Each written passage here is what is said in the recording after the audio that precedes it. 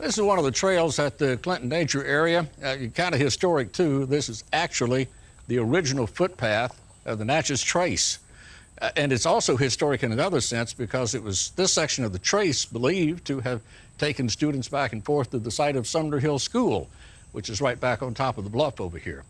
Sumner Hill School is thought to have been the first public school for African Americans in Hinds County. So you really get a sense of nature and you get a sense of history when you walk through the Clinton Nature Area. And to add to that, they have a series of lectures here from time to time on ecology and on biology, and they bring in experts from all over the state to conduct those lectures. And in our next story, we have some experts that are going to teach us about mushrooms at Shroomdom in Poplarville.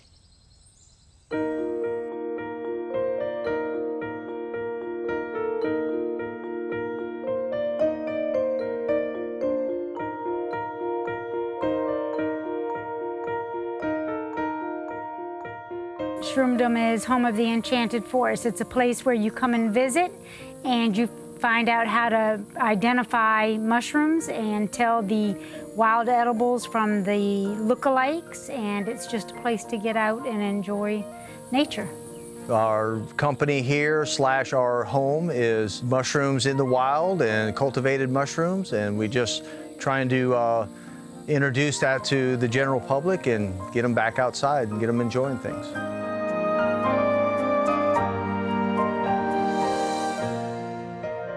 Shroomdom came about because we were cleaning our woods and things like that, and I was taking a lot of photographs, and Tony told me that he used to hunt for morel mushrooms when he was a boy in Iowa, and I was wondering, could we eat the fungi that was here on our property? So I went to the public library, and unbeknownst to me, because it was a reference book, I couldn't check out Mississippi Mushrooms by Mr. George Dukes. So I called the author, and actually George invited us up to his property in Puckett, Mississippi, and he shroomed Tony and I with 2.5 pounds of choice wild edible chanterelles, which are like liquid gold in the state of Mississippi in summer. For me, going up to meet George Dukes was very exciting because George was willing to go ahead and really start educating us on not only the mushrooms here in South Mississippi, but really educate us on hunting and foraging for wild mushrooms. For me, it was a really nice door to be opened.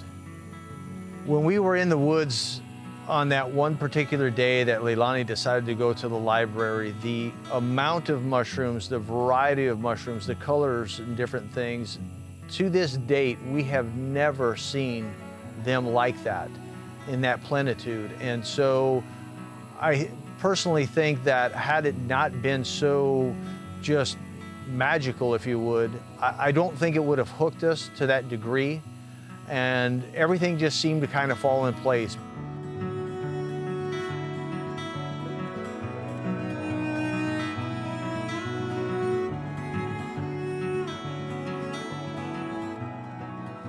Natalie, Leilani, welcome to Shroomdom. Okay, thank you. Glad you're with us. Every July, Gulf States Mycological Society comes here, and that is our local mycological group that we're a part of. And we'll go out and we will foray for mushrooms. Everything will be categorized, and then they will go ahead and tell us, you know, maybe special key features of each one of these fungi to help us learn their names and learn the environment in which they grow. Probably the best part of actually hosting Gulf State Mycological Society is that we get scientists from around the world, and you also have amateur mycologists.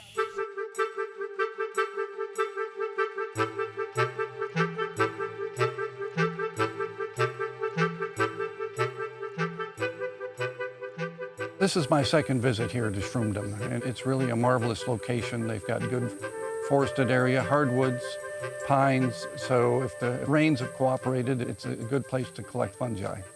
I'm interested in seeing what's present, what's fruiting, which fungi are coming out. Of course, we see some of the same fungi every year, but to find something different, that's the most exciting part of it, I think, and working with people that are eager to learn.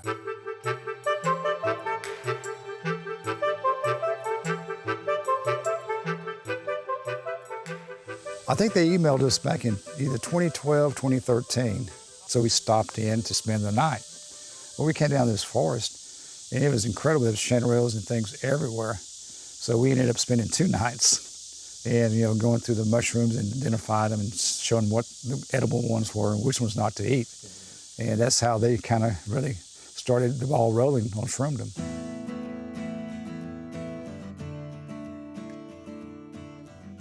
We can forage for wild edible mushrooms and bring them into our chefs that are looking for the most choicest and finest of fungi, which they're going to be seasonal. And then also we can take some of the fungi from the wild and we can actually bring them in the lab and cultivate them.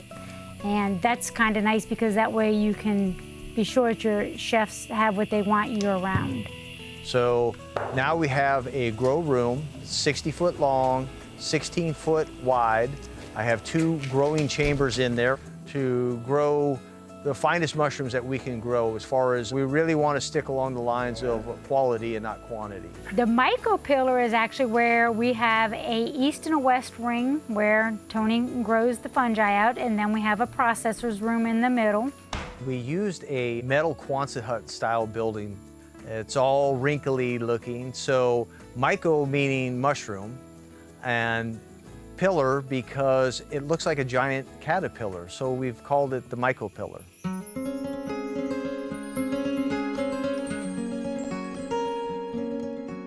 My favorite part of Shroomdom is no matter what door I walk out of, there's always something to discover, no matter what time of year it is, whether it be fungi, whether it be a pollinator, whether it be a snake. We've seen new bugs in the garden that we've never seen. One of the biggest goals that we want to get across to everyone is that when you walk out the door and you cross your yard or you go into the woods on your next walk, we just want people to appreciate it more and never walk out their front door the same way. We want them to always be looking for mushrooms.